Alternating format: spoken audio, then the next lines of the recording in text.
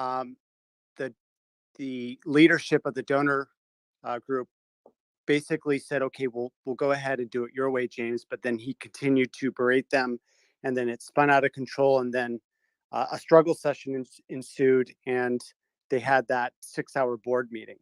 The problem with this narrative is that that's not what happened.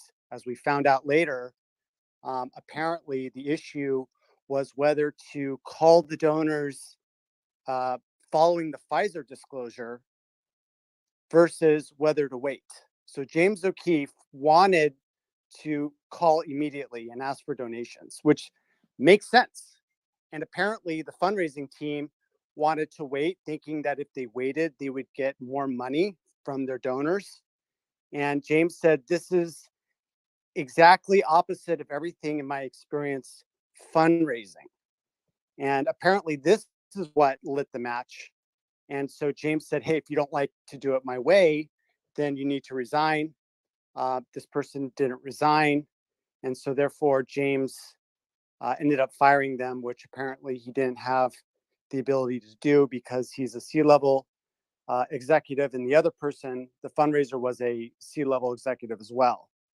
And so a letter went out, and then the board clamped down and then made James sit through the struggle session, which is now very popular. And so first off, once we found out that, the board or the Project Veritas staff had misrepresented what had gone down, we started getting sort of curious because the stories differed so much. But we were still saying, well, maybe, the company has a point. We're going to wait for the evidence. And then they came out with this letter saying, this is the reason why we've suspended James O'Keefe. And it was a big nothing burger. Like, I don't want to mince words here. Like, these allegations of malfeasance were, some of them were bendings of the truth. Some of them were clearly outright lies. Like in the letter, Project Veritas said that James had spent company money for a wedding venue. But what the story turned out to be was that James had planned to get married. He bought the wedding venue or rented it with his own money. And then when the wedding fell through, he decided to host a PV party there and then was able to expense it through to the company, which they agreed. And so now they came out and they said, well, James spent company money on a wedding venue. And it was a complete lie by omission. And then there's like the other minor stuff about like he took too many Uber Blacks, or, he took an extra flight to fix his boat. And and it was whatever they do, they keep on bending the truth. And we're still waiting for rock solid evidence that James has done something seriously bad. I've been told that there's a lot of stuff they can't talk about, but given that they've had two episodes of misinforming us on what's going on, they've sort of burned up our patience and the benefit of the doubt. And so the third episode pretty much came with a meeting with Dan Strack, who said to us point blank range, and this video has since been leaked by Ivory Hecker, that James was actually still on the payroll, that the board may take him off the payroll in the future. But then all we had to do was cross-reference this with the meeting notes that have been released to the public. And we did see that, in fact, there was a board decision, 3-2, to suspend James O'Keefe without pay. And so what happened is that we had another conversation with Dan Strack, or rather Cassandra did, and she called him out on that, said, well, what's going on? And Dan Strack said, well, yes, we did vote to suspend James without pay, but it was a split decision, and the board doesn't like to take actions on split decisions. And so we may act on it or we may not. And then about 2 hours later, they decided to go ahead and act on it anyways. And James O'Keefe is, I believe, he's received his final paycheck. And after this, he's pretty much suspended without pay indefinitely. And that's the situation that we have right now. And this seems ridiculous. Like, the board said that they weren't going to suspend him without pay, but now that they are, we've got a lot of questions like, why is this necessary? Like, why not just keep James on the payroll? Like, this is just going to infuriate a guy who's really, really stubborn. And look, I know and think it's kind of common knowledge now that James is a hard person to work with. Um, and if he wasn't a hard person to work with, if he wasn't so stubborn, maybe we wouldn't have Project Veritas at all. And so I understand their position that he's a stubborn person to work with. A lot of the staff are upset at that. And the main issue that I think is happening right now, which serves as a motivation, is that the Project Veritas staff have come to believe that they are Project Veritas. And they believe that they can do the mission without James anymore. And now they're getting a cold wake up call as the donors have sort of flipped on them. The audience has flipped on them. And we as whistleblowers, like, the reason why we're whistleblowers in the first place is because suits have all lied to us. And so when we hear like this misinformation and this lying, like, we cross-reference it, we verify it, we found out that the verification hasn't really panned out. And so in effect, I hate to say this, we're kind of blowing the whistle on Project Veritas because this stuff can't stand. And first off, like, the most important thing is Project Veritas should not be lying to their audience. And that's what we feel that they're doing right now. And that's the reason why that we've come out. Honestly, the whistleblowers were kind of split on whether we actually wanted to do this video that we released, but it was these gross lies by omissions, with the public letters, with what they were saying to us, and sort of the weasel words that they were using. And it was really hard to get them to like admit that they were telling us things that weren't true. And that's really what got us all together and said, okay, we got to do this. We're going to do it as a team. This morning, we released a video at 7 a.m. Eastern Time called I Stand with James O'Keefe. And it's gotten really viral, 630,000 views right now. Jack Posobiec, Breitbart, Next News Network, The Gateway Pundit, Tim Pool's written an article about it on his website. And many more. The Post Millennial. It's been going around. And we think that it's kind of tapped into the collective anger that we have at what's been going on. And we don't want to, destroy Project Veritas. What we want is we want them and James O'Keefe to come and negotiate a way out of this, because this is way more important than, just Project Veritas or James O'Keefe. Their reporting is a national asset to this country. And we want them to resolve their differences and get back to work exposing corruption. And we want to let the board know that they need to sort of bend the knee. And this thing where they are concern trolling, all the little things that are happening. And what's really shocking is how they've been exposing themselves to, and they're almost inviting an IRS audit by coloring all these benign expenditures as malfeasance. Like, the IRS reads Twitter, and they're going to see this and be like, well, maybe they do need an audit, right? And it seems reckless and irresponsible for them to be making and coloring all of these what seem to be benign expenditures, and turning them into possible criminal wrongdoing. Additionally, James isn't making that much money from his company, right? Like, because of his mission, Project Veritas has increased their revenue from 12 million to something like 22 million, like a shocking number, shocking amount of growth. And you would think that James would be, compensated north of $1 million a year, but it turns out that he's making around 400,000. And so it's, in my opinion, it's shocking to me that he's making so little. I would think that he would make more than that. And so, we're here to call this out. We don't like this fighting that's going on. I mean, and honestly, as whistleblowers, we've seen so much bad behavior in the last week that we don't believe that Project Veritas will be able to survive without James O'Keefe at this point. And so it may sound like we're burning some bridges, but part of the reason why is we don't think that they've got a future without, their essentially their commander in chief back in the helm. So, what was the impetus behind making that video today? Like, who came up with the idea? Were you guys all talking to each other? Or and I invited a few other people up on stage. And Zach, if you recognize people, I don't know everybody. You can go ahead and add them as speakers since I made you co-host. But what was behind making that video? I mean, I noticed you guys were all saying you guys all were kind of on a script and it was all put together and everything. Who was in charge of putting that together? So we've got a Telegram group of whistleblowers, and we wanted to create a letter. And so we started drafting a letter that represented basically the collective thoughts of everyone that was on there. Um, Pretty much like I would think about 90% of the whistleblowers were in alignment. And then as we were doing this letter, we decided, well, this should be more impactful if we had a video that went along with it.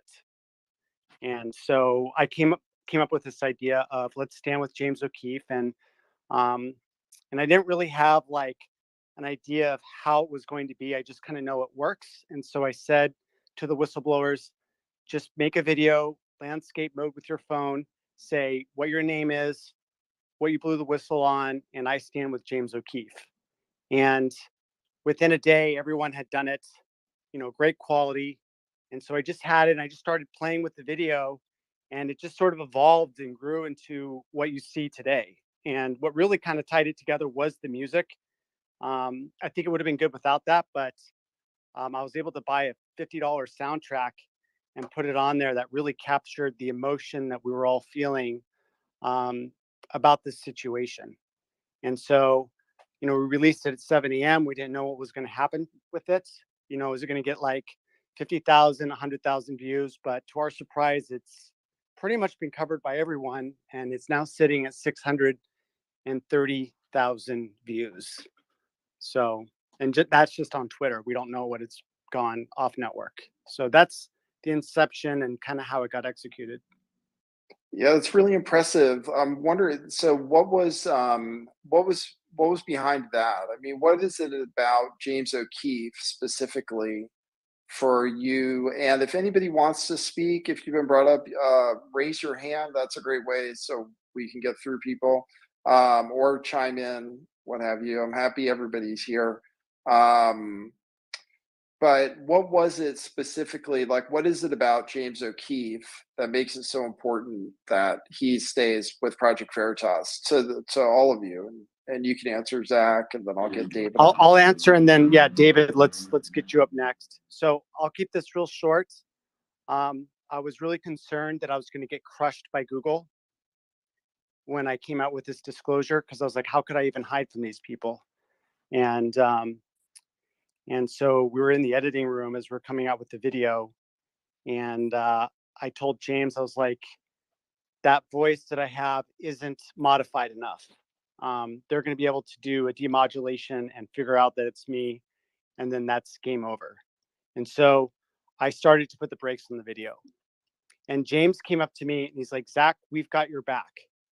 And I was like, do you, James? Prove it. And he's like, if anything happens to you, I will cover every single legal expense so that you don't have to fight Google alone. And I was like, wow, but will you go through with that?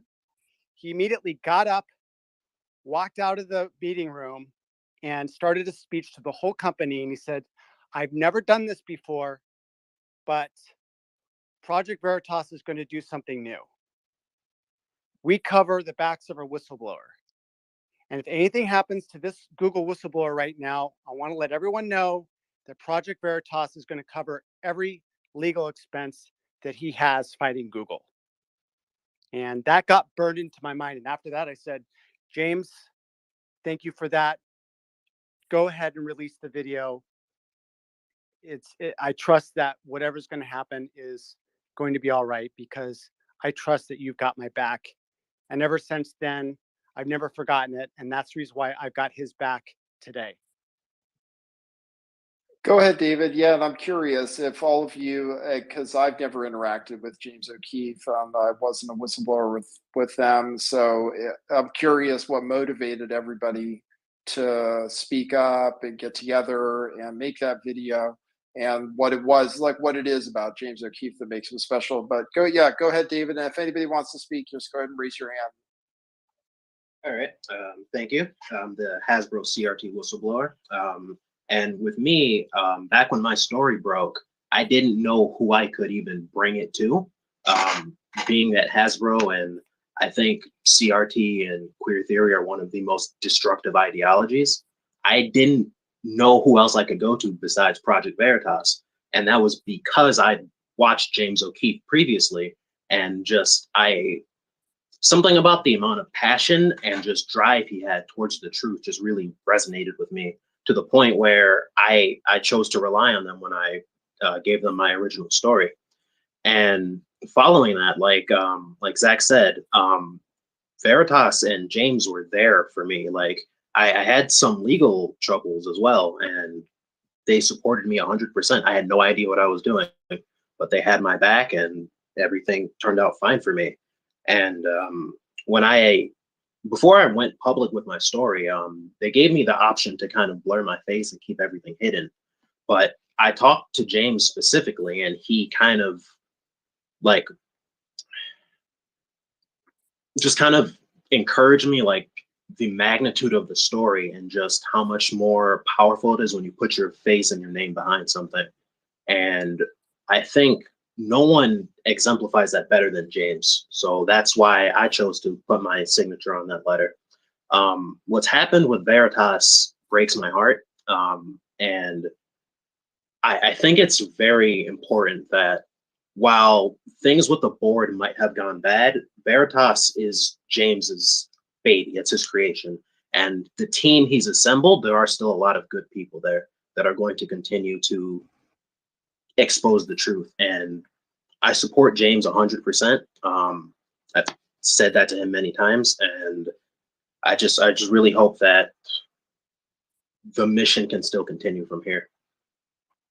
Now, when you say that, David, are you saying that you think that those people are going to leave with James O'Keefe to start something new? Is that your impression, or? I'm not sure what they are planning to do. I have not spoken with all of them, and I don't want to put words in their mouth, but I know that each one of those individuals who works there is committed to the truth. So whether they go with James into his next endeavor, or they stay with Veritas, or they start something else, I know all of those people are going to be committed to bringing truth to the American public. Okay, yeah. Well, it's interesting. We're at a crossroads now where I think Project Veritas wants James to still be associated with the company, if for nothing else, for the sake of the donations that he brings in. But there's some kind of conflict now between what James wants if he's going to stay and what they want James to do. So I guess that's going to have to be worked out. I'll get to a few of these speakers. Go ahead, I Cassandra. want to call on yeah. Cassandra because she's got Yeah. an amazing story about how James O'Keefe had her back. Cassandra? Yeah, thanks, Zach. If everyone can hear me, I just want to be sure because I'm using my AirPods. Yep, can hear you great. Yep. Okay, great. So I kind of was the first whistleblower. Zach started sending documents around the same time, but it was 2017. So this goes way back. Unfortunately, and there's a lot of history with Project Veritas, this did not happen in a vacuum. Everything that's happened out in the public the past couple of weeks. Long story short, this is not the first time that someone has tried to wrestle away the direction and vision of Project Veritas away from James O'Keefe. I got caught in the middle of that. I was let go from Facebook in January of 2018 after being locked in a conference room for 2 hours and interrogated by Facebook security. And I was let go, and my quote unquote handler from Project Veritas was not one of the good people that is still there. I was left basically with nothing. I had no job. I couldn't get hired anywhere. I had to go on food stamps. It was that bad. And it was like that for probably, I got let go in January, not until July of 2018. Did someone from Project Veritas reach out to me? And I found out that the person who had been quote unquote handling me turned out to be a very awful bad person. Even the current PV board of directors agrees that was what happened during that time. That's not like a spin narrative just in favor of James. So my story does not get released until 2019. And during that time, I unfortunately have a crazy father who thinks that the Pledge of Allegiance is a way of Satan working his way into your life, who lives on a bizarre compound in Virginia. He basically got a hold of my daughter from her biological father, and he used the fact that I had been let go from Facebook against me in a family court. Basically said that I was crazy, that I can't hold a job, all these nasty things that were not true. And I sat there in 2018 before James and I had, kind of come into contact finally. And I'm like crying, trying to tell the truth, but my story had never been released. So I sound like a crazy person to this judge in the middle of nowhere, Virginia. My story releases in 2019. I start working at Project Veritas towards the very end of 2018. 2019 at CPAC is when my story releases. And a few months later, I try to go back to court because at that point, I have no contact with my own daughter. And so, I keep fighting. Every penny I have is going to this. And, obviously James knew what was going on because by the time we finally were brought into contact with each other, we found out that this person who both of us had trusted, me as a whistleblower talking to someone who was my handler, and this was somebody who was an employee of his. We both trusted him, and we found out that he had been lying to both of us because I ended up just showing James all the Telegram messages I had had with this individual. And it turned out he'd been lying to both of us. So that was kind of how our relationship started before I was even his employee. And when I had a hearing in 2019, James did not need to go down to Virginia, Bumpkin Town. Literally, the town is called Farmville. I can't even make this up.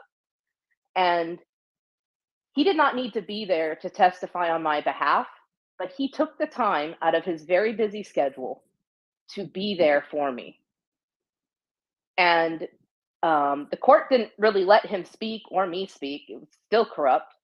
That's a whole nother story. But the fact that he was willing to go there and the fact that he was there, I told him then, and I still stand by this, James is one of a handful of people I would take a bullet for because a gesture like that, to be willing to help me. And after that hearing, even though I did not get my daughter back, I did at least get to see her for the first time in over a year because of James O'Keefe. And that meant so much to me that it is something where I decided then and there is nothing on this earth that would make me turn my back on James. And aside from all the stuff, I've talked with, the executive director. I talked with Matt Tiermon, one of the board members, extensively. I did not want to believe ill of anybody at PV. But, after seeing the board minutes, seeing the evidence, or in some cases lack thereof, and I told the executive director and I've told the board, like, listen, this is where I stand. I heard them out. I was respectful. I didn't get nasty with them.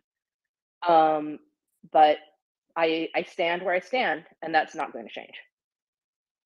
So Cassandra, you were actually working for Project Veritas. Were you? Is that right? Right up until the end here? No, not up until the end. Not up until the end, but for a time. I left in 2020. I was let go. Just being completely transparent.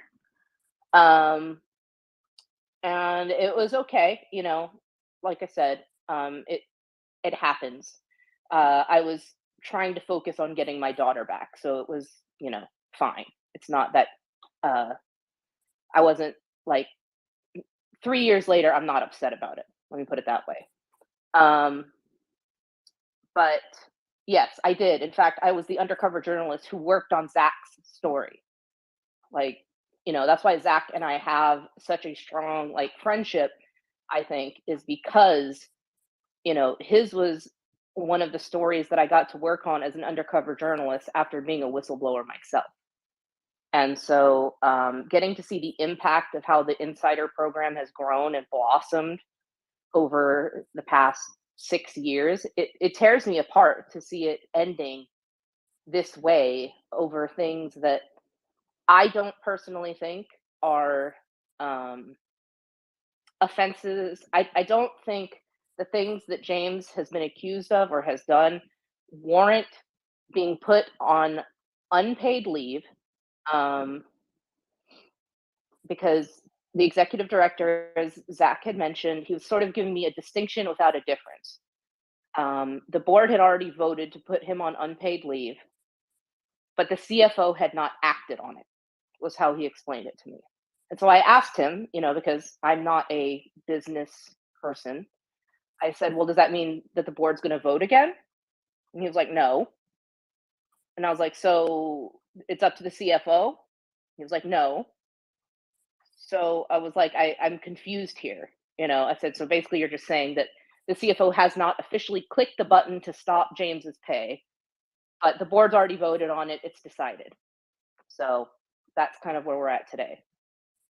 So our impression today is that James isn't getting paid, and then or he may not be getting paid at this point. And Zach, you had talked about how you guys have been lied to, or that they misrepresented something to you. And is part of that they said they were paying James and they really aren't, or they said they were while having that vote in place saying they weren't going to? What they said is that James is currently on the payroll and that may change in the future. And what the reality was that the board had already voted 3-2 to cut his pay, and that was to take in effect in the next 24 to 36 hours. And Dan Strack knew that this was the case, most likely when he said this. And to misrepresent that it was something that the board may do in the indeterminate future ran contrary to what had been released to the public. And that's something that suits like to do a lot, you know, that I've worked in corporate. They take something and they spin it to an absurd degree. And that was pretty much what was spun to us. And I mean, we're going to verify everything that people say. And so that was pretty much the last straw. Like if that had been the only thing, we would have been like, okay, well, we would have given him the benefit of the doubt. But in the context of the two other things that I previously mentioned, like the wedding venue, the concern trolling, the nature of the argument that spun out of control, we saw this as like, okay, well, this is obviously a pattern, and this is different from the behavior of the company when James was at the helm. And that made us very depressed and upset that they were engaging in such reckless spinning of the truth, because we don't think that any news organization can survive if the leadership is willing to engage in such spin. And I just want to clarify one thing, because I did talk to Matt Tierman after my conversation with Daniel Strack, where I asked for clarification. Matthew Tierman, one of the board members, confirmed to me that James is on unpaid leave, and he claimed that the board had no choice but to do it because of the investigation. And I'm not a lawyer, so I can't speak to the veracity of that, but Matt did confirm that James is on unpaid leave. Okay. All right. Yeah, I still have a lot of questions about it, but I want to get to some of these speakers. So a bunch of people have their hands up. I'll start going through them. Melissa, you're a Project Veritas whistleblower. Go ahead. Hey, yeah. So my name's Melissa McAtee. I blew the whistle on Pfizer back in 2021. And I just want to start off by saying I am one of the few whistleblowers who probably doesn't know James as well. But the interactions I've had with him were great. He is a great person. Yeah, he's like intense when, like others have said, he's intense when it comes to the job. He wants to do a good job. He wants to make sure everything is 100% accurate and that there's no room for error. And I chose to whistleblow to Project Veritas mainly because they were the only ones who would respond. I reached out to every media outlet you could think of and never even got a read or a response or even a confirmation email that they received my email, nothing. But Project Veritas responded quickly. And I worked with 2 journalists in Project Veritas, and they were phenomenal. They, even after whistleblowing, they would check on me periodically, make sure my mental health is okay, make sure I haven't been harassed or that I'm safe. Um, I've also dealt with some of the other people in media relations and stuff like that, and I had nothing but good things to say about them. I never talked to anybody within the organization that made me feel like maybe they were sketchy, I guess you could say. And I'm a pretty skeptical person, obviously, after working at Pfizer. It's kind of, once you realize your company you've worked for 10 years is evil, it's kind of opens your mind up to who else could be evil. So, but James, I'm siding with James on all of this mainly because this organization would be nothing without him. He put his blood, sweat, and tears in the last, what was it, 10, 13 years of his life into this. And to have someone threatening that, anybody would get defensive, anybody would get angry. And my understanding after having the meeting we had is that basically James was taking on a lot of roles at once and they wanted to divide that up. And I think anybody who's worked hard their whole life for something would feel threatened by that or feel insulted maybe even by that and would lash out, which my best case scenario out of all of this is Project Veritas is still able to thrive, and so is James separately, and that we can have 2 sources of media that maybe are putting out this content exposing evil and doing wonderful things to help the world. But unfortunately, if they don't make amends, and that this turns into like a peaceful end to James leaving Project Veritas, I'm afraid nobody is going to trust them, including possible future whistleblowers, which I think the other whistleblowers agree with that, is it hurts the safety feeling of what Project Veritas has put out there.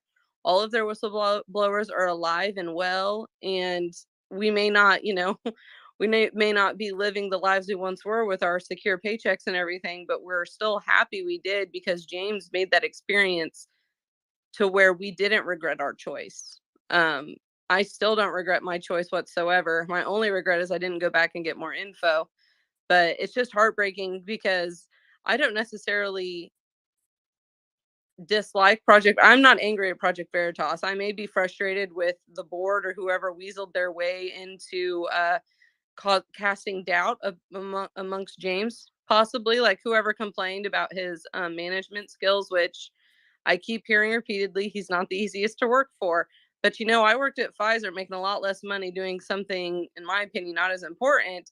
And I got yelled at least once a week and insulted and stuff thrown at me, all this. So to me, it's just kind of like, was somebody trying, were these people trying to like weaken Project Veritas from the inside, the morale? Or was it just something like a genuine thing? Like, did James really cross the line that much to where it needed addressed, and it just kind of all unraveled and spiraled out of control from there? I still have a lot of unanswered questions. I haven't personally heard from James. I do appreciate that that Project Veritas even cares to reach out to us whistleblowers to talk to us, because I've said it a couple of times, is that Project Veritas is still a media organization. Do you think CNN or Fox or any of those other ones are reaching out to people that come on their show and give them content to people. They probably aren't checking on their mental health after they leave the show. They probably aren't, you know, doing those things for them. So I appreciate the things Project Veritas is still doing. I just unfortunately don't see a future for them without James and without their whistleblowers. I sure hope I'm wrong. I hope they can both thrive in a perfect world. They would reconcile and they would unite again and everything would be fine. But I just feel like this is like a public breakup, you know, and both kind of I feel like have slammed the door on each other. And if they go back to each other, are people going to really trust Project Veritas, even if James goes back? It's just a big old mess. And I'm just really glad that I have all the other whistleblowers for support, because I'm pretty upset about it. I mean, I think they all are too, but I for a second feel like my parents are getting divorced or something. And it's just, anyway, that's my 2 cents on it.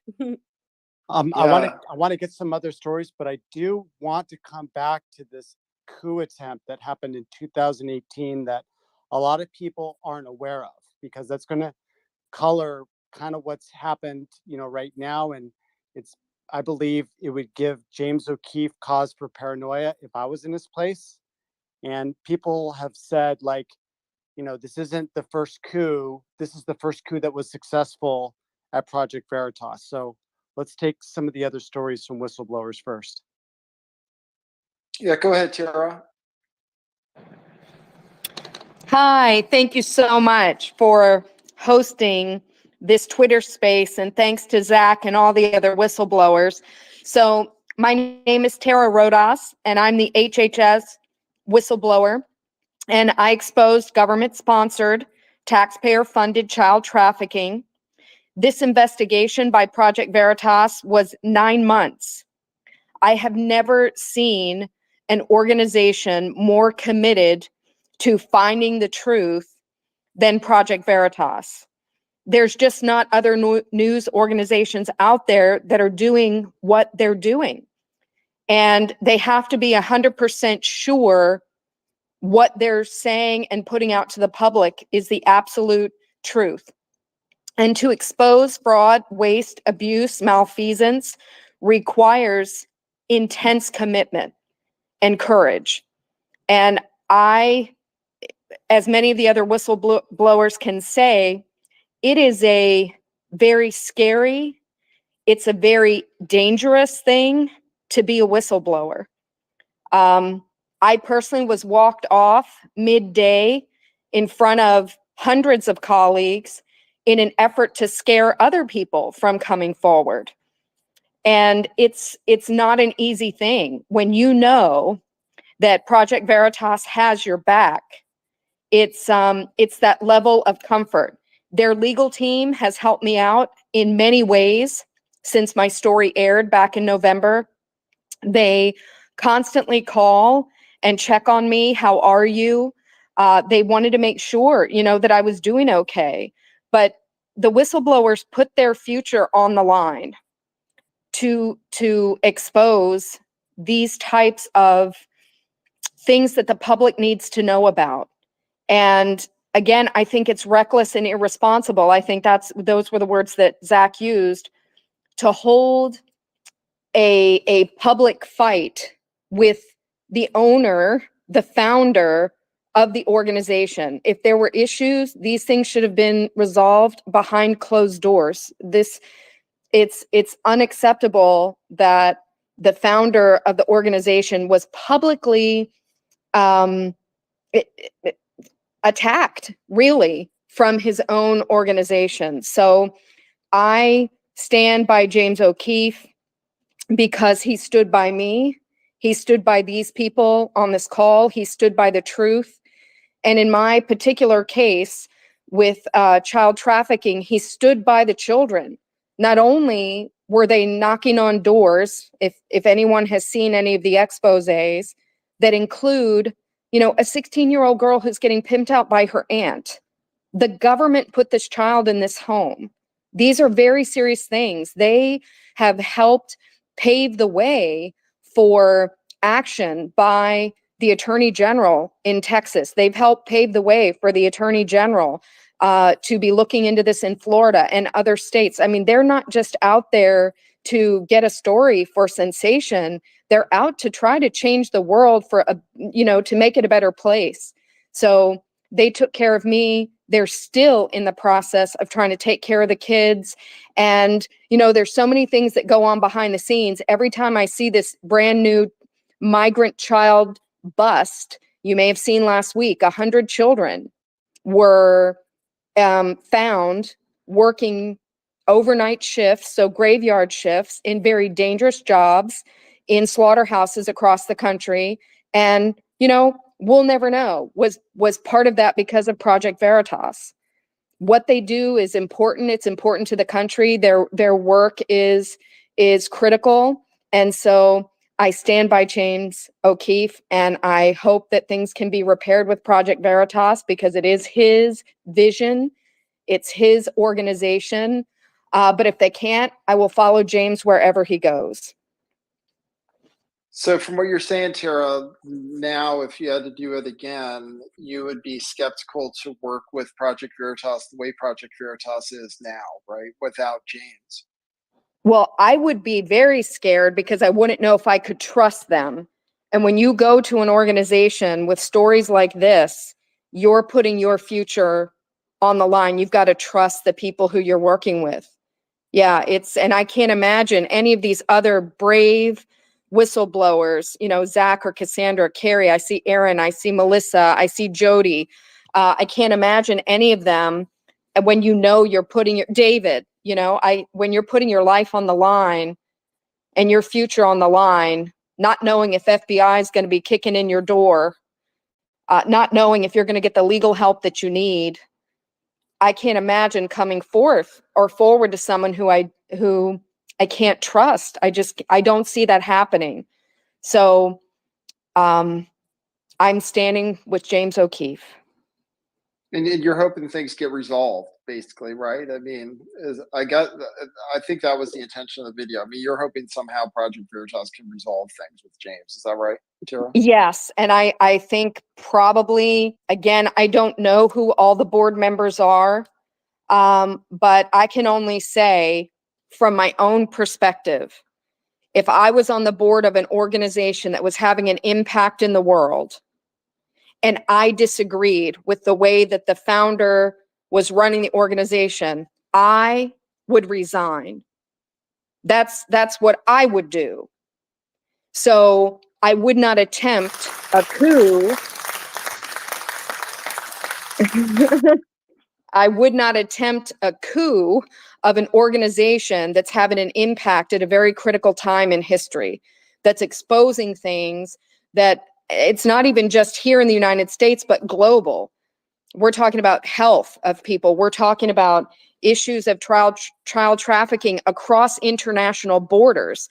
So these issues, all the other issues that people have brought up, these are issues that every person should be concerned about, and they need to trust who they're going to. So if I'm a board member on in an organization, I'm resigning. I'm not going to publicly accuse the founder of the organization and then stage a coup. I'm not going to do that. I'm going to be the one to walk away. I'm not going to. But again, that's just me. Because no one's going to have faith in the organization. That's just my 2 cents. Well, it does seem like somebody at the organization decided that they could do it without James, that they could do it better than James, and now they're maybe having second thoughts about that. So if you've spoken, I might have to rotate you out because I have some other people requesting. So if I do, don't get mad at me. I have to go. You can kick me down. Okay, cool. Thanks, Melissa. Thanks. Love you all. Bye. As well. Hey, dropping. Go ahead, Carrie. Hey, everybody, how's it going? Sound okay? Yep, sounds good. Awesome. Well, hey, obviously, Nathan, thanks so much for hosting this with Zach, and for everyone taking time out of their Friday night to just come hang out with us. It's obviously something that it affects all of us, whether you're a whistleblower, a board member, a employee of PV, or the millions of people like in this chat. are in this space that just love what we do and want to continue to see the movement go forward, if that makes sense. So for those that don't know, I was a CNN whistleblower. I worked at the DC Bureau of CNN with, Wolf Blitzer and all those people. And I exposed some of the bias by recording Zucker and some other people. Like Tara said, and actually Zach as well, one of the many reasons to circle back to the original question, guys, of like why I chose Veritas and James is that, obviously past reputation, it was the body of work, the resume was undeniable, even back in 2018, 2019, when I approached him. And as I was getting further into it, getting more scared, because this is CNN. They're very connected. I'm not going to speculate, but certain people have a habit of suddenly dying around them that don't do the narrative, if you catch my drift. So my then pregnant fiance and I were terrified at the time of what's going to happen. But James got both of us in a room and told us point blank that the bigger and the faster the story goes, the less and less likely that they'll come after you. One, that played true. And two, the same thing that he did with Zach, like, hey, he said, if they even think about coming after you legally, we got your back, and that put all of us at a great deal of ease. And I always just want to say, and I'll be quick, guys, because I know we got a bunch of speakers and I don't want people to glaze over, but I do want to say that I don't think it's the whistleblowers versus Project Veritas in itself. I really believe it's we whistleblowers and the fans versus the board of directors, because not only was I a whistleblower, but eventually later on, I actually came to work for Project Veritas for a short time, about a year, as a full timer. And I can tell you guys, like, from the admin to the camera people to the, to the coffee getters to what the tech guys, like, those are the hardest working, most humble, just amazing patriots that I have ever had the privilege and the honor of working alongside. I mean, they're just as heartbroken as we have, because they don't know what's going to happen if the donations are going to fully dry up and everyone's going to be out of a job. They're some of the best people, like, I still consider friends and brothers and sisters, and they're caught in a hard place too. My beef, and most of the whistleblower beef, is with the board. So I always want to throw that out there, because PV as itself is a lot more than just the board or a couple people here and there. Like, it's the heart and soul. And like Tara said, most of us, we want to see mom and dad get back together, for a crude analogy. We want to see reconciliation, but is it possible? Is it not possible? Time will tell. But that's why we're here, because we see the power that Veritas filled a huge void that has not been felt in decades, like what the early 1900s of Upton Sinclair and those types of people. That was the last time that this degree of investigative journalism was felt. I mean, hell, 60 Minutes started their crusade on investigative journalism, but then it got too expensive and they cut it out. You know what I'm saying? So many of us, and we're a very diverse group of whistleblowers. You guys should see our Telegram chat. We were going at it. Like, no, take this part out, modify this. That's too harsh. That's too soft. And, we just stopped just short of like lobbing personal ad hominem grenades at each other. Like, we're a very diverse group, and that's what I love about it. And we just decided as a consensus to do the letter and the video, and props to Zach and Ryan for setting all that up. That took a lot of hard work. But I'm closing with this, guys. Like, we all want the same thing. We all want mom and dad to get back together if possible, and to just continue the movement of what we started, because the left and the enemies are at the gates. They're salivating. They're licking their chops about what's going on right now, and we just need to get out of our own way and just fix this the best way that the PV and the board and everyone needs to know. And that's my humblest prayer and wish, is for that to happen. And I'm pretty sure that's most of the people in this space do as well. Appreciate your time, guys.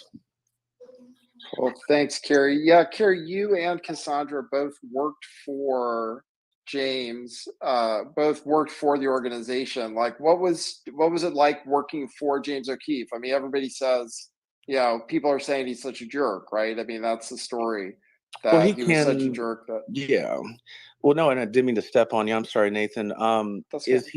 Cassandra said it very well. Like, he's a very intense person, and I've witnessed some of that.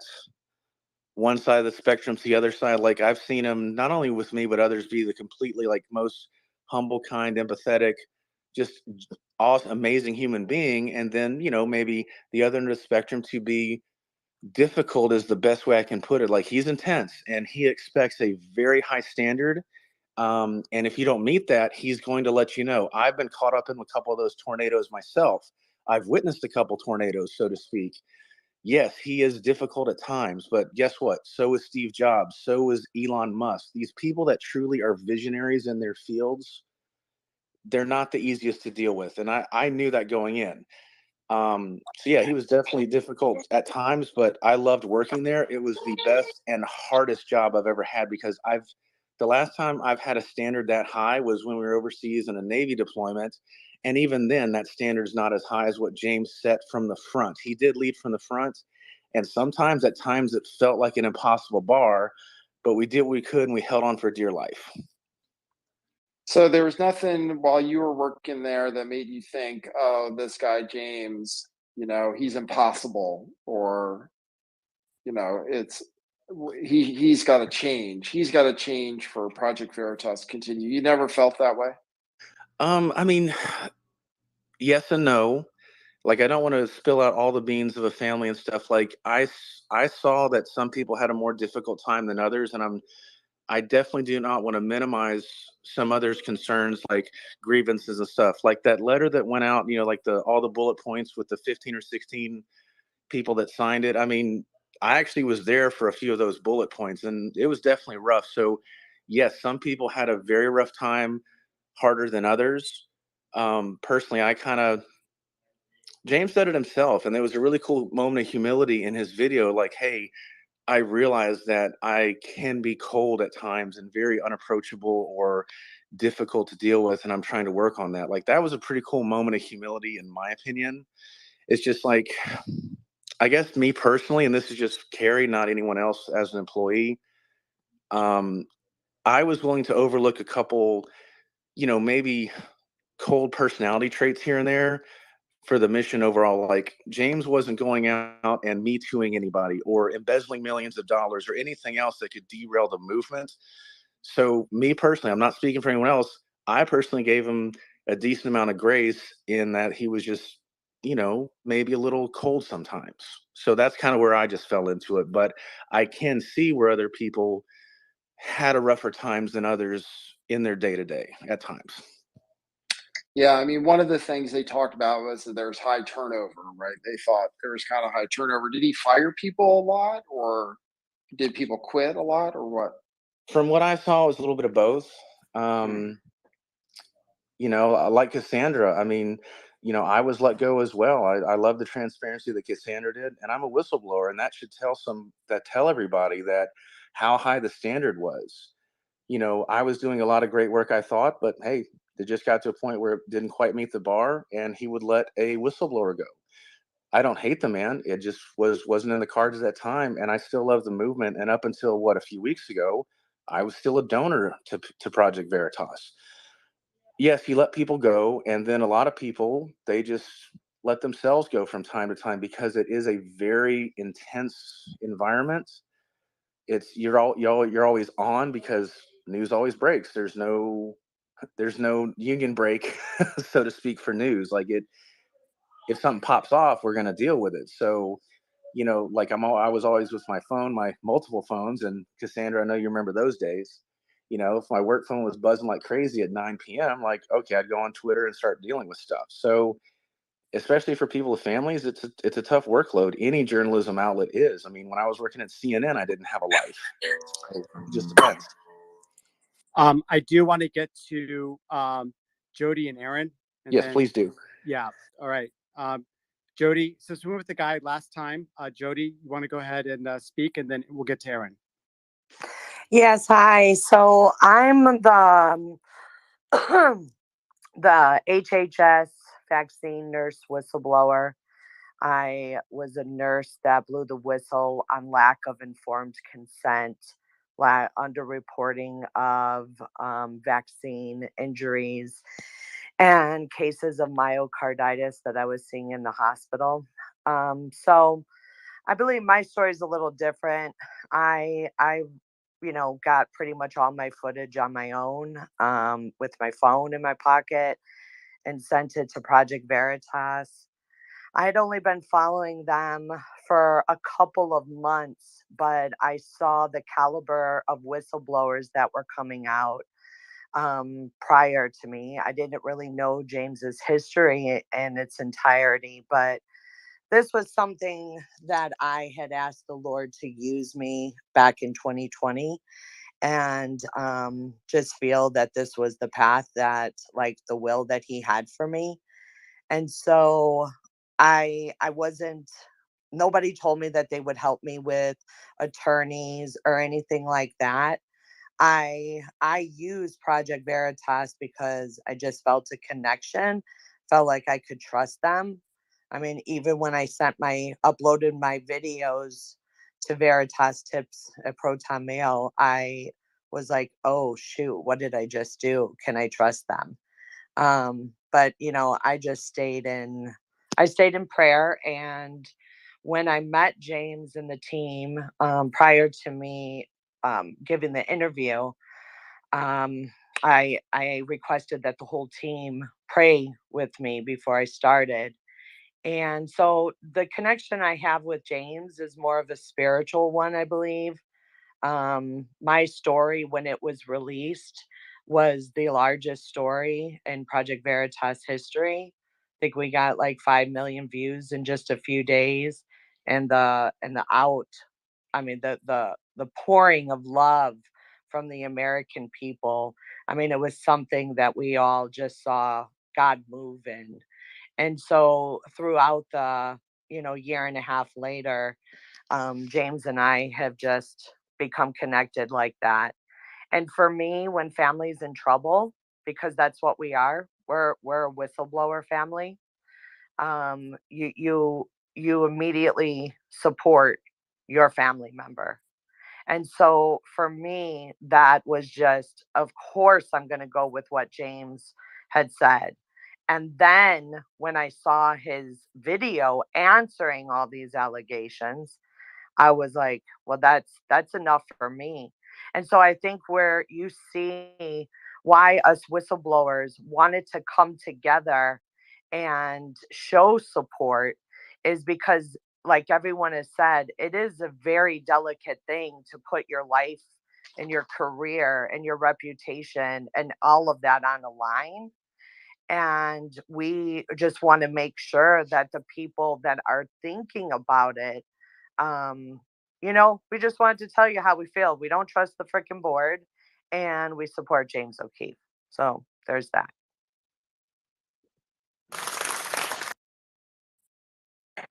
Yeah, it's kind of the same story. I mean, you guys all have virtually the same story, which is that, you might not have gone forward if not for James O'Keefe, and now wouldn't do it again without James O'Keefe. So it sounds like James O'Keefe can do something if he wants to, or they can try to work something out together.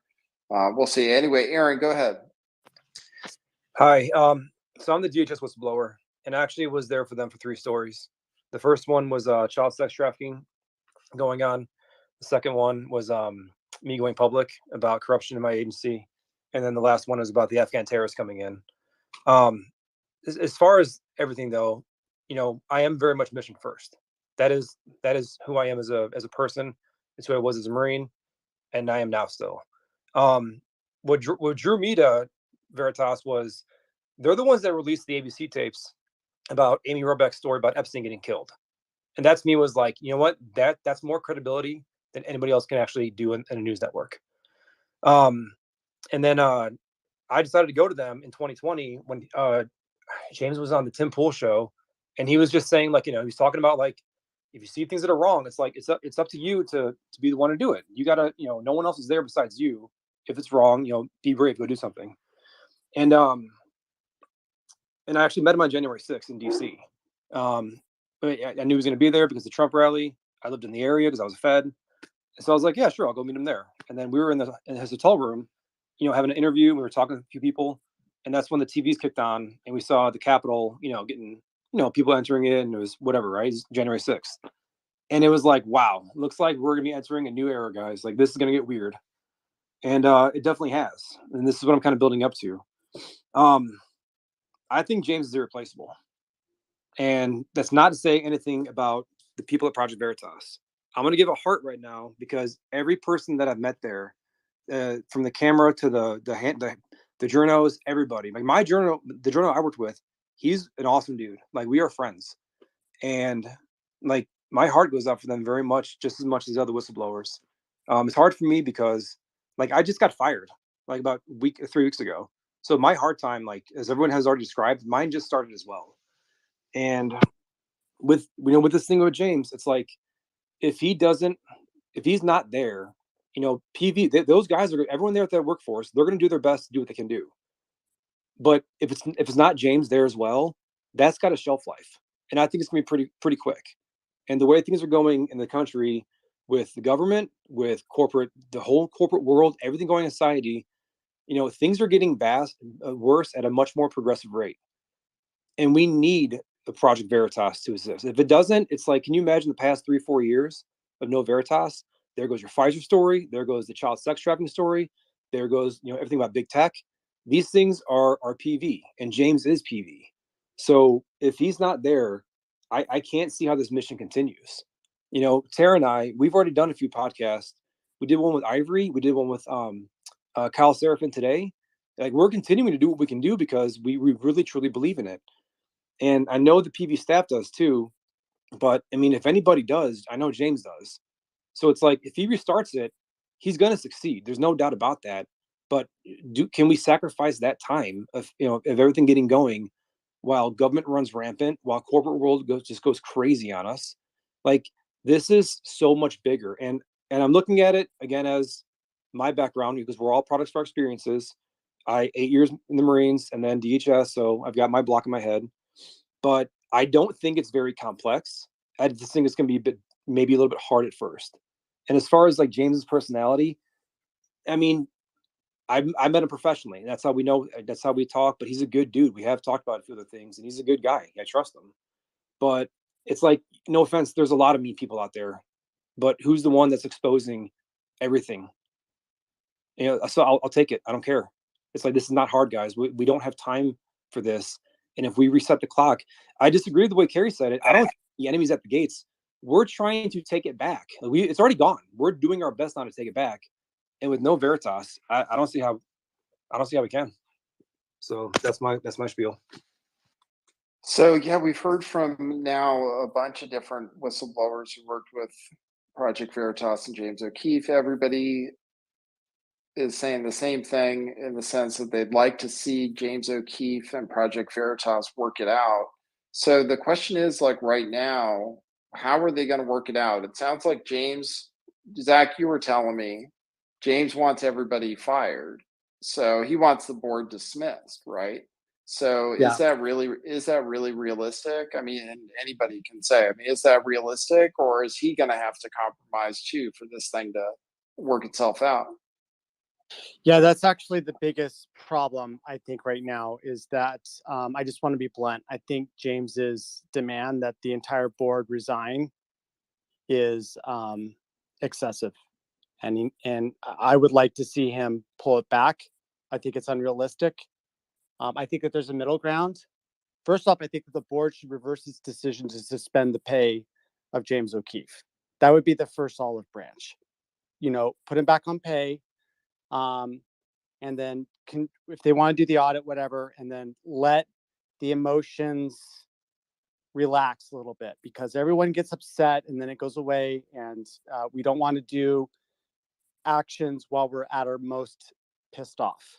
And I think that if they were to at least go and reinstitute his pay, and then just give it some time, things could relax a little bit. I think that a good compromise, and I don't have, any power in this situation, so I know that I'm completely powerless, but I think a good compromise would possibly be for James to pad the board with some people that are a little bit more loyal to him, that won't vote to oust him from the board in another attempt.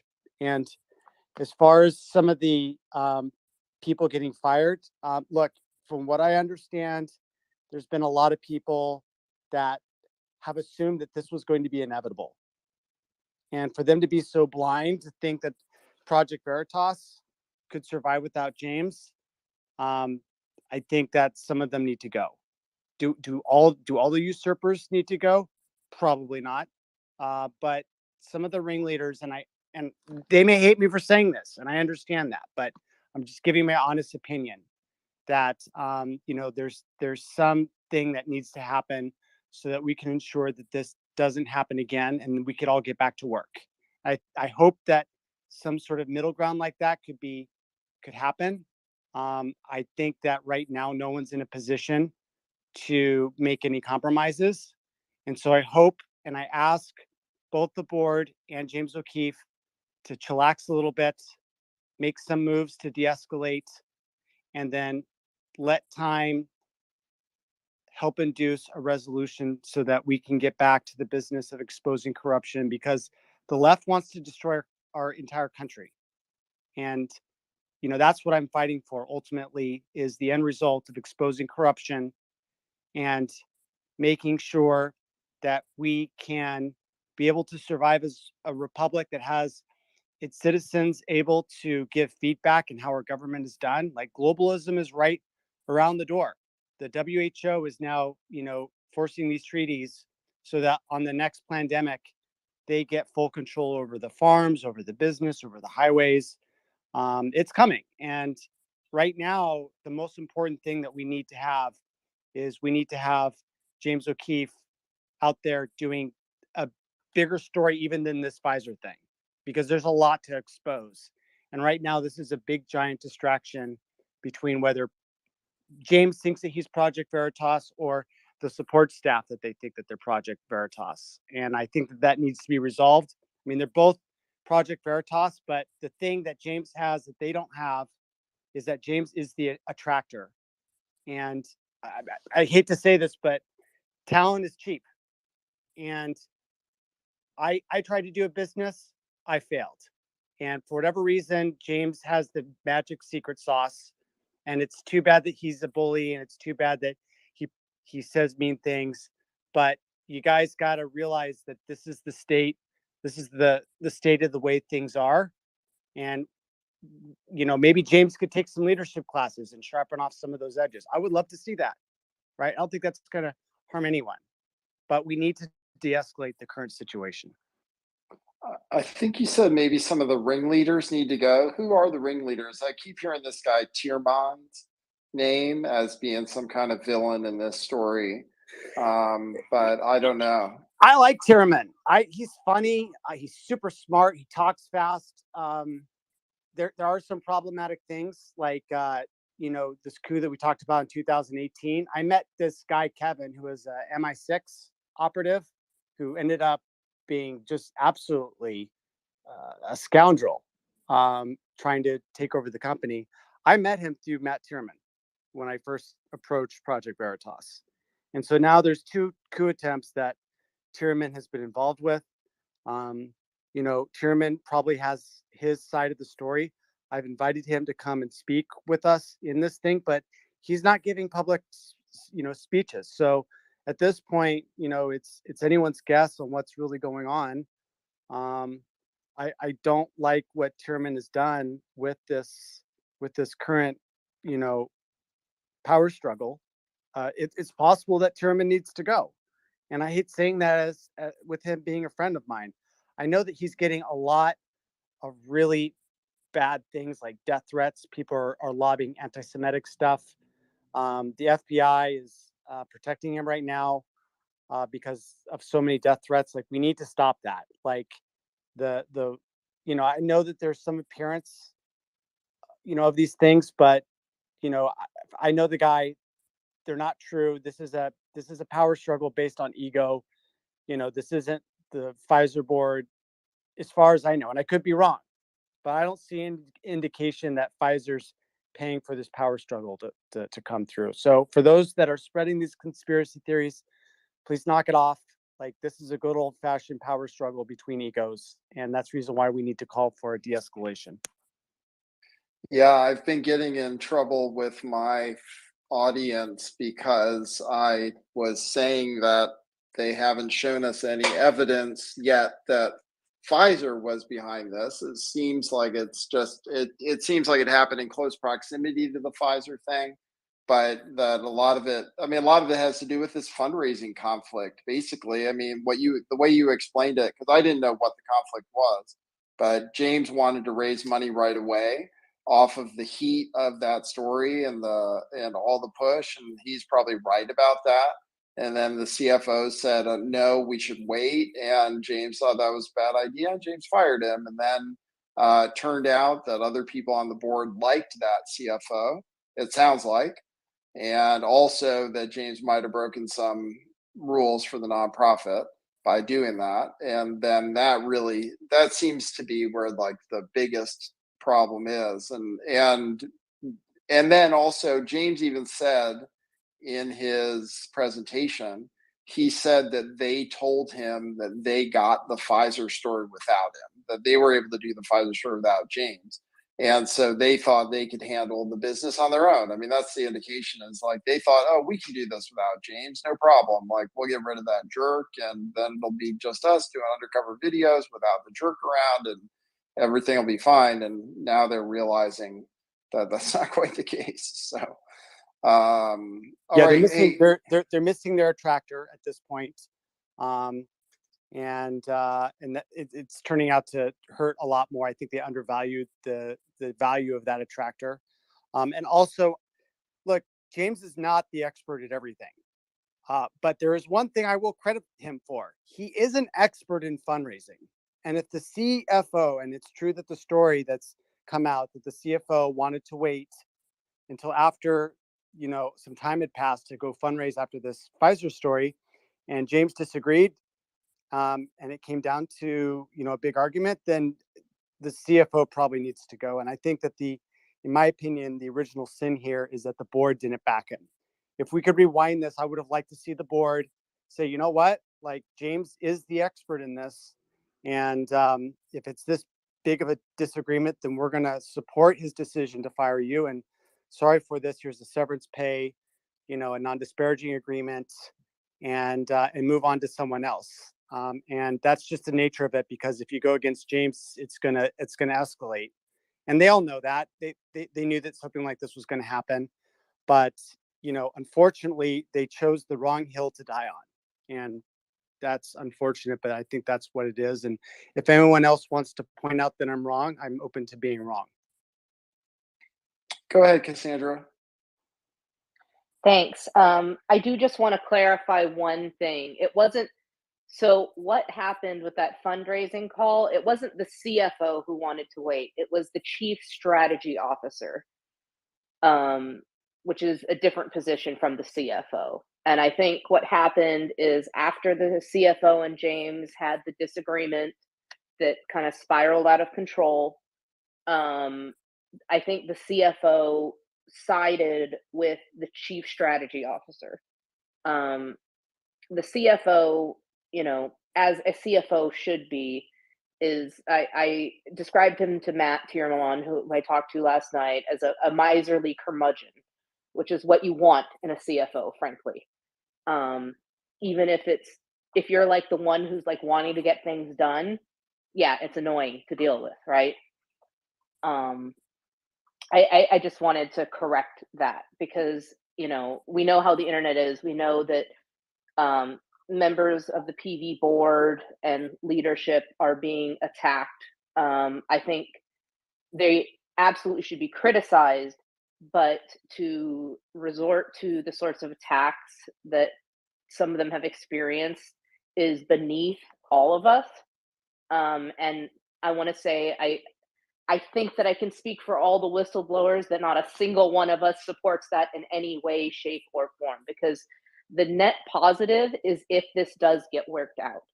And maybe there is room for compromise on both sides. But when I talked to Matt Tiernan last night, I said, how would you react?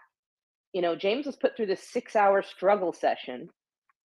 And if you're being told, you're a bully, you're a bad manager, you're not needed, we can do this without you, oh, now we're accusing you of financial malfeasance. Who on earth is going to react in a positive way to that and be like, you know what? Yeah, let's work it out. Nobody in the history of ever reacts positively to an environment like that. And so I know that Matt and James have been friends for a long time. When James was going to get married, Matt was supposed to be his best man. So I didn't want to believe anything ill of Matt Tiermont. And I told him that last night, but I still strongly disagree with what the board's doing. Interesting. Yeah. Well, what they put out was that he ended up firing the CFO. That's what they ended up saying. But it was also the fundraising committee chief strategy officer. You're saying that was involved in that. That's interesting. I'm also interested in the 2 members of the board that were voting the other way, because it sounds like a few of those votes, I noticed they were 3-2 votes. They were really close. So there must be people on the board who were thinking differently, and we want to know who those people are. Okay, now we've mostly heard from whistleblowers. There are a few other people that have requested to speak. So Chris Chambers, go ahead. Yeah, can you hear me okay? Yeah. Yeah, listen, I wanted to say that that video today that the whistleblowers put together, that was pretty cool. Came over really well. The next thing I'll say, I'm going to disagree with the sentiment I'm hearing. What I do, you know, I've got strong opinions, but what I do to see if I'm off base or not, I will read hundreds of other comments or thousands of other comments. And at this point, I've read thousands of other tweets, including from some of the really prominent people on Twitter, the really prominent conservatives, and the people that are part of this coup. They're going to have to go. That they can't stay. There's no compromise. They've got to go. Your donors, big and small, they're not going to trust. If they believe there's backstabbing weasels in there, they're not going to give money. Project Veritas will be compromised. There's just no way in the world that those people can stay there. James has got to come back in full control. All the people that oppose him are going to have to go. And if the people that don't like his management style, you know what? I've had a couple managers that, you know, I dealt with them for a while, but then I just said, okay, I've had enough. I'm leaving. I mean, it's like if I was in that situation, I would not say, well, gee, I'm going to try and oust this guy that founded this company. He's the face of this company. He is this company. I would never even dream of doing that. And the very idea that there are people that were delusional enough to think, oh, yeah, we can make James bend the knee. We can take away control from him.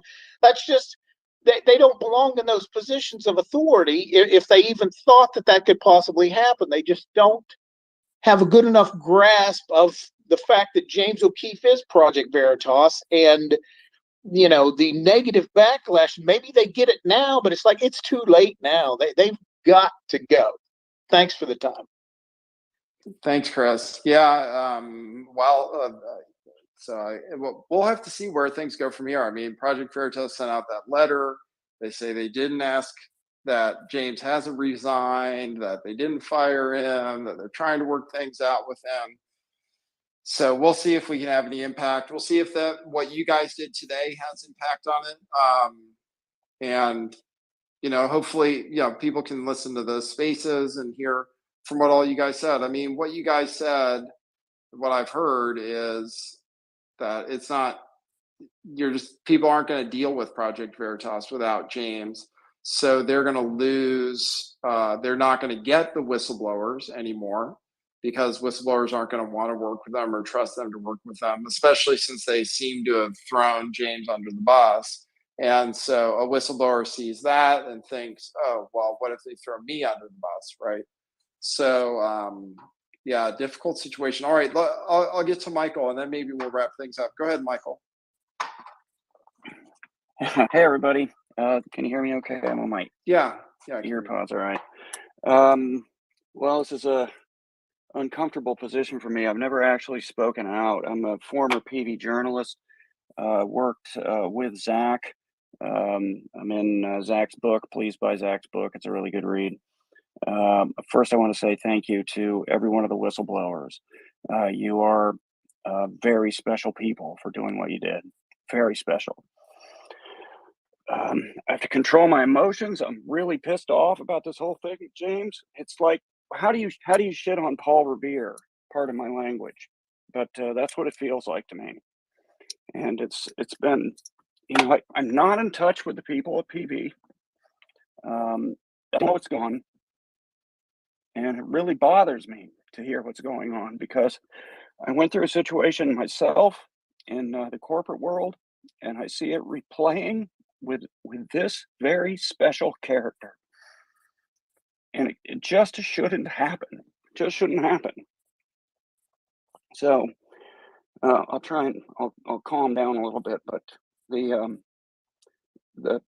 first coup that happened, I found out after I left, and I'm with a bunch of you folks. I was also let go from PV. It was not James that let me go. It was the apparatus at the time. But you know, I had those especially long, deep talks with James at who knows what time. Hey, it's 1 o'clock in the morning and the phone's ringing. Who is it? Oh, it's James. I'm taking that call for sure. You know, this is a special person. Now, can he get things wrong? Yeah, he's a human being. So yeah, he can get things wrong. But everything that I've seen so far that's spilled out in the media, if it came from PV directly, the next thing they say will counter what they just said previously. And I don't appreciate that. You know, how do you trust that?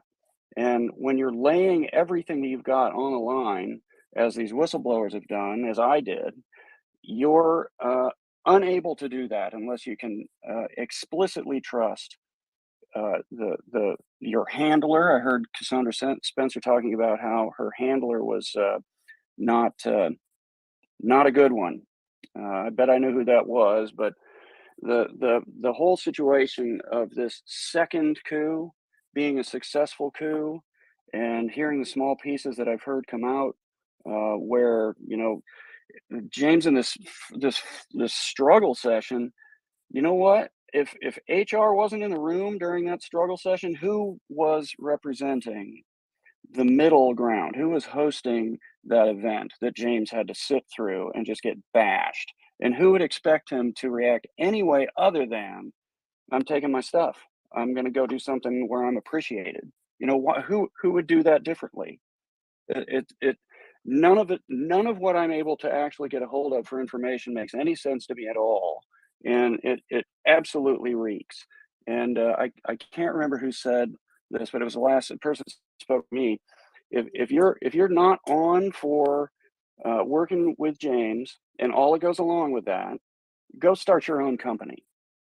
Thanks. Just go start your own company. This one works this way. This guy is intense. Guess what? He's right about a lot of things. And I mean, pedigree, all the things that, you know, I tweeted a couple days ago, you know, from Drudge and Breitbart, and I'm going to miss some people. You end up with James. It's a continuation of the same breath. These are all the same people that have been functioning and outing the truth since we heard about these people. Now, you know, Drudge has gone kind of another way, but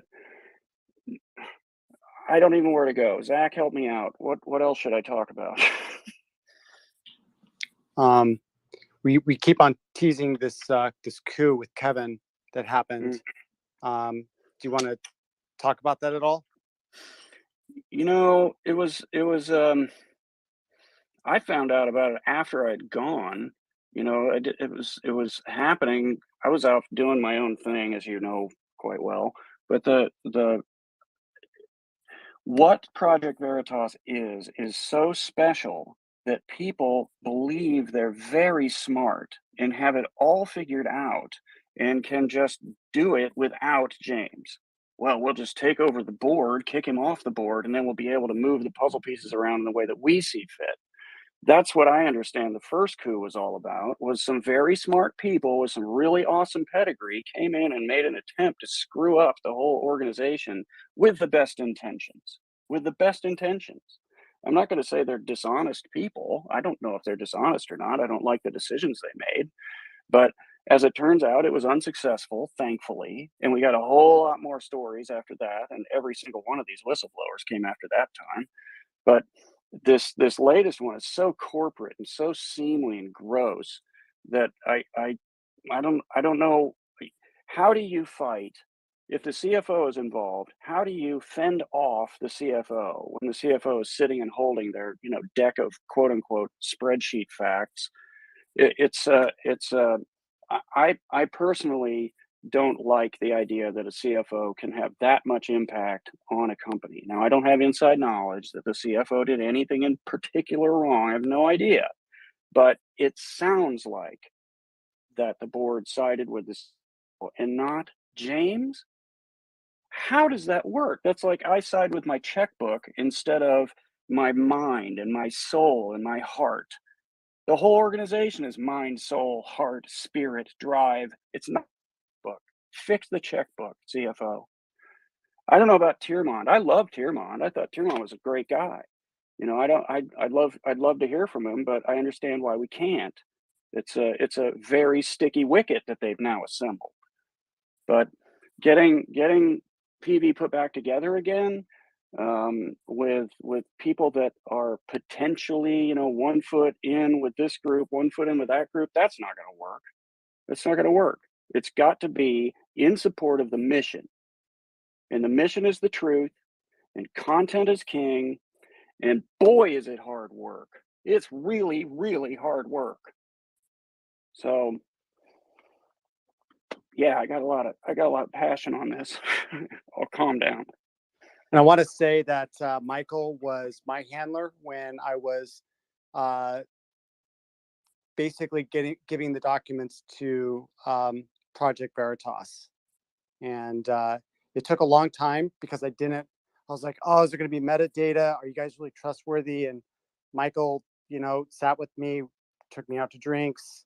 We talked politics, and I was like, man, this guy is so aligned. He understands exactly what's going on. And he was teaching me things. And, you know, I was like, you know what? Like, you know, if you've got such a great opinion of, you know, James O'Keefe, then, you know, I'm going to trust that this is the right move. And I gave him everything. And I said, I trust you guys aren't going to screw me over. So that's Michael's story. And that's the reason why he knows so much about what's going on the inside. So thank you, Michael, for everything that you've done for America and you know, facilitating the exposure of Google's corruption and their sinister program, machine learning fairness. I don't know if I could have done it without you. It's an act of love, Zach. Love you. Love my country. Love James. Love PV. Did love PV. Don't know who PV is anymore. I'm here. Where are they? Well, thanks, Michael. That was really great of you to speak on this. I'm glad I called you up. And I brought up a few, I'm going to bring up a few people from the floor to speak, and hopefully everybody has something really interesting to say like Michael did. And when I bring you up as a speaker, if you want to speak, then raise your hand just to make it easy, right? So go ahead, and we'll go for another 20 minutes or so. Go ahead, Katie. Yeah, hi. Hey, I just wanted to first say thank you so much to all the whistleblowers. First and foremost, thank you, thank you, thank you. James O'Keefe is Project Veritas. However, without the whistleblowers, obviously, we don't have a Project Veritas either, so thank you. And then as far as all of this goes, I don't work for Project Veritas. I never have. I'm not affiliated. So I'm talking from a normal person who has followed James for years and years and years. And I'm a small donor. I donate occasionally when I can. My point of view is, you know, I've worked for tough bosses before. You know, I was in the mortgage industry when the rates dropped, and this is all for money. This isn't even for the greater good of America. But they expected me to work 14-hour days, 6 days a week for 2 years. When it got to that point, I couldn't handle it. I quit. I didn't blame the company. I've read his job applications before because I was curious. I thought, at my age and whatever, I can't do that. It says in the job applications, you're going to be worked hard. That's his personality. That's his company. He built this. I mean, that is what it is. And that's why people trust James. So I don't understand that. It's frustrating. But anyway, and then as far as like the donations go, you know, where James said, hey, now's a good time to raise it. I didn't realize that was part of I mean, I knew it was over donors, but I didn't know what it was. But right after the Pfizer story, I mean, I was in the Kim.com space where they raised a whole bunch of money. I don't know the exact amount, and Kim.com doubled it, which was great. I think it was like 26 and he paid 26, so probably 50.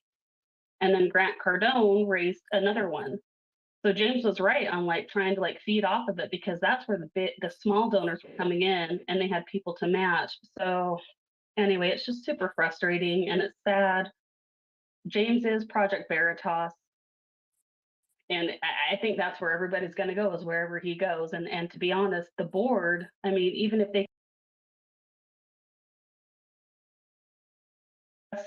trust it, because I don't trust the board anymore. And that's the sad thing. I will follow James, whatever he does, but it's super scary if he goes back with the same board. I mean, when's the board going to do it again? And that's the question, I think, in a lot of people's minds. But anyway.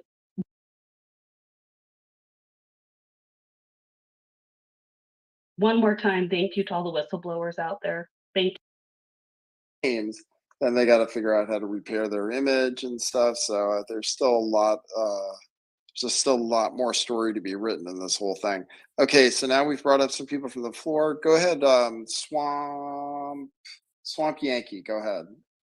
Thank you very much. I just have a quick comment. I've been following Project Veritas for a long time. And as many other people have said to me, James O'Keefe is Project Veritas. It seems to me in this kind of a situation, I don't see how, from what I've read and heard, I don't see how he could stay there with the current board, or any other people that are, displeased with him for one reason or another. I mean, I've worked for people that many other people were not capable of working with. You don't always gel with a boss, basically. And it seems to me if he does stay with Project Veritas, I don't know that he has the power to do this, but I couldn't see him staying there without doing a serious house cleaning. Otherwise, I think his best bet would be to start a Veritas 2.0. Because and without him, the current Project Veritas, I think, will just evaporate. So that's my opinion as an outsider who doesn't necessarily know a lot of the details other than what I've seen, in the media and heard on this space. But that's all I have to say. So I'm just part of the general public voicing my opinion on the situation. Have a good night. Thank you. Thanks. Good to hear from the general public once in a while. So that's good. All right. I got a few more people to get through. So go ahead, Mr. Sam. Go ahead. Hey, thank you for letting me come up here, and thanks for, hosting the space and sharing the stories. And I'm just wondering, there was a couple people like kind of wondering about the donations that went to, I don't know if you guys are willing to speak about that or if you guys are allowed to, I guess, comment about that. And what do we do? Like, what can we do to keep the story going? Like the Pfizer and the COVID situation, because that's really what, the point of everything was. So thank you for letting me ask these questions. What did you mean, Sam, about the donations? What did you mean exactly? A couple people donated to, I guess, Project Veritas, and there was a couple spaces hosted. So I'm not sure. You guys could probably, someone else could probably elaborate more on it, but because I haven't donated, but it was a couple of donation questions just around Twitter. There's like Grant Cardone and I forgot who else, like Kim.com. Kim.com. Yeah, I remember being part of the spaces where Kim.com said he would match whatever donations came in, and it was, I don't know, something like $50,000 or something. So I was actually curious. I didn't reach out to, not that I'd be able to get in touch with them anyway, but I didn't reach out to Kim about what he was going to do. I know some people, I think I saw, again on Twitter, some people saying they asked for their donations back and they were given their donations back, but I can't confirm that. So I think they might be thinking that, I think they might be giving some people their money back if they request it, but asking them to stay, but I'm not sure. Grant Cardone actually wrote a Twitter, like whatever, to Project Veritas saying, I demand that you give me and every single person that I raise money for on the night of this, our money back. We were donating to James O'Keefe with Project Veritas. And I mean, you can read it if you go to his space, but yeah, he's demanding the money back. I haven't heard what kim.com is, but I know a lot of the people that donated on those 2 nights are pissed and want their money back. I'm one. Yeah. Interesting. Yeah, I wonder what they're going to do about that. All right, let's get a few more of these speakers. Go ahead. More blacks for Trump. Okay, cool. More blacks Hi. for Trump. Go ahead. How are you? I'm not sure if I'm on friend or foe. Yeah, I love Project Veritas. I often introduce myself as Black woman from Oligarch District, Philadelphia. So if anybody knows Mr. O'Keefe, one of his first big stories was Acorn out of Philadelphia when he posed as a pimp with his hoe to get benefits.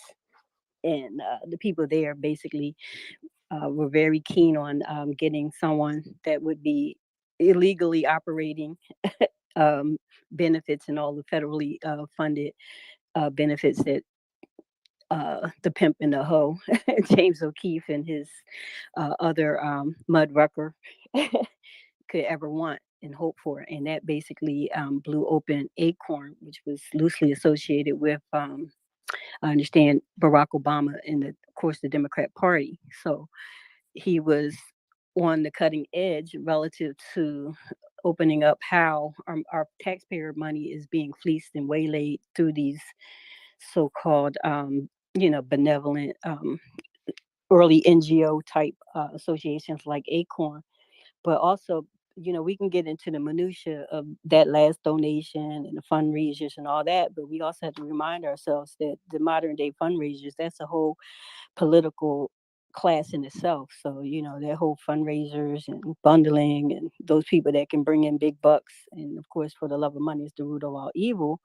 But, to trip him up at this time, I think we all kind of can see somewhat of a pattern, especially when you look at the bigger picture, the frontline physicians being waylaid almost in the same manner out of her organization. So when they opened up the idea of the schedule, the nonprofit paradigm under, the tax code, I think that opens up a lot of organizations to interference. And if you look at the close relationship with Pfizer and the government, of course, but people focus on Pfizer. But right before that, Jim, he brought the DHS tie and the CPS tie whistleblower that showed and proved that something that I've been researching. DHS and CPS are one of the biggest human traffickers in our nation. So that story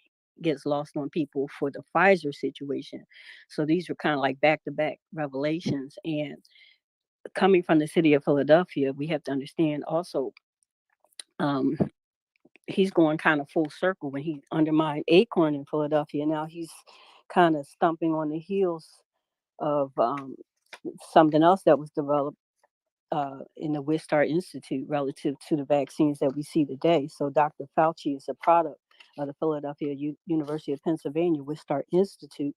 And when you look at the whole CRISPR technology and gain of function, or whatever you want to call it, whatever the guy on his date wanted to call it, it's all relevant and it's almost a full circle. So when, of course, they want to slap a tinfoil hat on people like me that talks about the deep state before there was proof of the deep state, he's come right over the target in full circle with the deep state. And back then, when they rolled out Dr. Fauci's associated aids before CRISPR technology was revealed, the only fact checker in town that refuted that story was the Rolling Stone magazine of all places. So yeah, he's definitely before he was dealing with whistleblowers, he was definitely doing the gumshoe work of he's a proclaimed mud rucker. And if you're old enough like me, you might know what that means.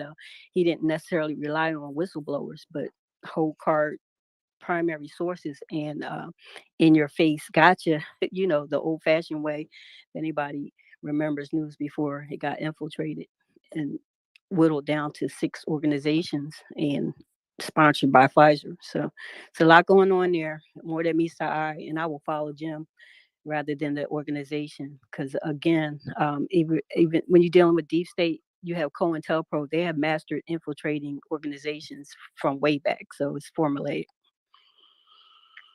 Hey, thanks for your comment on that. I appreciate it. All right, we'll get to 2 more speakers and we'll be all done. Go ahead, Mayday. You've been waiting for a while. Hi, thank you so much for having me. Can you hear me okay? Yep. Hi, thank you so much. I am a whistleblower. I actually worked on the story with Project Veritas in regards to Placer County, California, and the alleged statutory rape allegations of the Placer County current sheriff, Wayne Wu. And I wanted to come on here to just talk about Project Veritas as a whole.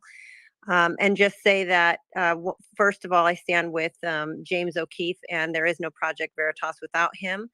And the second thing I'd like to say is there's no compromise in corruption. And we've seen this MO before, or what do you call it, modus operandi, has to do with the entrenched politicians. And I wouldn't be shocked at all if there is a specific reason on why O'Keefe has not stepped down or resigned, and why they fired him. And I know that I hear a lot of people saying that if they're to take out the opposite, if it's a coup on O'Keefe's part to expose the entrenched political agenda within his own organization that has been working against him for quite some time. People talk about handlers and journalists and investigative journalism. And in my opinion, journalism has been dead for quite some time. And it was James O'Keefe who brought it back, and who brought back true investigative journalism. And I believe that there's been many instances where he has gone and hit over the target and became the target. And when he realized he became the target, I almost want to say that he's doing this to expose his own organization. And there's no compromise with corruption. So if his board, or that board of Project Veritas, is in any way aligned with the entrenched political agenda, they should all be completely removed. And that whole organization needs to be cleaned out all the way down to the janitors. And I can tell you that this is the MO, because I saw this happen with my own eyes in the local district attorney's office of Placer County. And what they do is they go after people that have integrity, that are willing to stand up and prosecute and go after, the actual people that should be put in jail. Those good people are taken out on purpose to ruin their credibility. And I think that if it is a coup against James, then of course it's definitely to ruin his credibility because he's over the target. But I would not be shocked at all if this is him exposing the entrenched political narrative within his own organization. So anyways, I just wanted to say that. Thank you so much. And thank you to all the whistleblowers that are putting their neck out on the line to help save this country, because without Project Veritas, we wouldn't be as far along as we are. So thank you. Cool. Thanks for that. Thanks for that. Appreciate it. All right, Richard, go ahead. Hey, how's it going? I'm Richard Hopkins. I was the USPS whistleblower from 2020. For election fraud, I want to add. Yeah. So I just wanted to say just this, because I heard somebody ask, like, what do we even go do from now on if there is an issue? Well, you can still go to Project Veritas, go to James. I mean, I think James has set up his own version for now.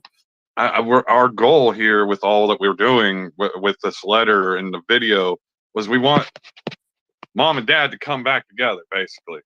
I mean, the whole entire Project Veritas, the people that work there, like family to me, to Zach, to all of us. We've gotten to know them very well.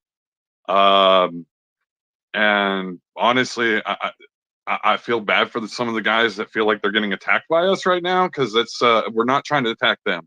especially the guys that are behind the scenes, like the cameramen, the UCJs, all those guys. They're the best, you know. They got me through some rough times. Trust me, it was rough. I just wanted to go ahead and say that little bit of piece that, you know, don't go blaming the guys that are behind the cameras and whatnot, because they're not the ones that are the problem. Though realistically, it's what the board is doing. And they're trying to hide stuff. It feels like they are trying to hide stuff from us. Realistically, that's all I got to say. Thank you. Cool, man. Thanks, man. It's really been special being able to get all these different whistleblowers and people who work for Project Veritas. And we're just wrapping up. I brought up COVID-1984. I know you, Spiro's Ghost. Did you want to say anything before we left, or we're just about to sign off? Oh man, I'm sorry that I missed the show. Thanks for bringing me on. And if I go ahead and chime in now, it might stir up some stuff as far as, you know, if you guys are ready to sign off, I'll just go ahead and go. But thanks for having me on. I would like to say that I have the utmost respect for the brave men and women who have made the decision to become whistleblowers and to put everything on the line for what is right at the end of the day. You know, there are many examples of brave, heroic people who sacrificed everything. I have the utmost respect for the work that Project Veritas has done. I think all of us do. It's a shame to see what is taking place right now with the division. And it's unfortunate to see this happen. And also, somehow, this not only has it damaged Project Veritas in a lot of people's eyes and their credibility, which is unfortunate, as the previous speaker just mentioned. There's a lot of people behind the scenes that are working their asses off to make this stuff happen, and then some board members kind of throw them under the bus, so to speak. And meanwhile, who benefits from this? Well, the targets of many Project Veritas investigations seem to benefit from this, but it's unfortunate to see this happen and take place. And because I do like Project Veritas, they've done incredible work.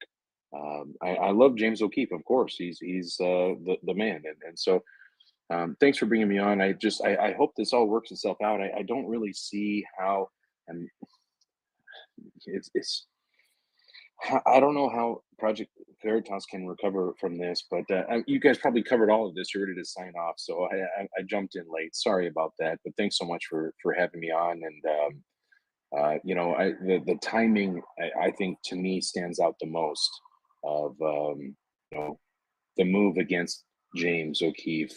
The timing stands out the most. So. Again, thanks so much. Truly, I really respect and appreciate all the whistleblowers and all the people, the team at Project Veritas. It's whenever things go down like this, it's not the guy who's, where the rubber meets the road, the person doing the work to make things happen, the guy getting the story done or whatever. No, it's those are the people that suffer, unfortunately, from this. And again, thanks so much for bringing me up, and I'll catch you guys on the next one. I'll try to cop in sooner. Well, it's good to hear from you. I just want to bring you up. Yeah, the timing in regards to it being close to the Pfizer thing, I think a lot of people still have questions about the connection to the Pfizer story, whether there was pressure from Pfizer. As far as we can tell, and Zach was talking about it before you came on, is that it doesn't have anything to do with Pfizer putting pressure on the board or anything. So as far as we can tell, it doesn't have to do with Pfizer exerting any influence, but it was in close proximity. It certainly was in close proximity to it. So, well, I definitely want to thank everybody again for joining us for this. It was recorded, so you can go back and listen. Did you have anything else you wanted to add, Zach, before we sign off? I want to thank everyone for coming and hearing us talk in our own words. I want to thank the Project Veritas staff for their dedication to the mission. I'm sorry that this is a really hard time that we're all going through, and this is gut wrenching to all of us. And there's been some suggestions that we're doing this for personal gain, and I want to just address that. If we wanted to maximize our personal gain, we would shut our mouths, let the dust settle, then choose the winners. We're probably going to lose out big for this, but the reason why all the whistleblowers are doing this is because ultimately it's the right thing to do. And we are driven by a mission, just like James O'Keefe is, and just like the people at Project Veritas. And we hope that they can de-escalate. We hope that they can get back together, and we hope that James O'Keefe can also soften up, because we understand that he is a large part of the problem as well. So we hope that cooler heads can come back and negotiate a way for them to resolve this, and also to prevent the removal of James O'Keefe in the future, because his work is more important than James O'Keefe or the staff. It's for the future of America, and for us, the ability to know what's really going on behind the corporate veil. And so with that, I thank everyone. Thanks, Zach. Really great for you to be in this space with us. All right. Well, we're all going to hope that everything works out we'll hope that everything works out the best with Project Veritas, that some people can make some compromises, and we can keep having a news organization that people can trust. So we'll see where it goes. I'll keep following this story. Thanks, everybody, and have a great Friday night and a great rest of your weekend. Cheers.